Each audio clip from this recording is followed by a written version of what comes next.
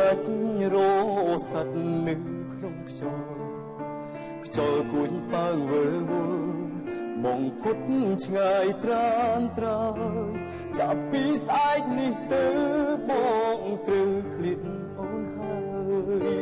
សល់ពីផ្ដាំចុងក្រោយអើយអូនថែខ្លួនពេលអូនពីបងសូមអូនឆាប់មានថ្មីគុំយំនឹងបងអីគ្មានប្រយោជន៍ទេស្ងួនតែបើបងนุ่มល្អចាំយំដល់សាប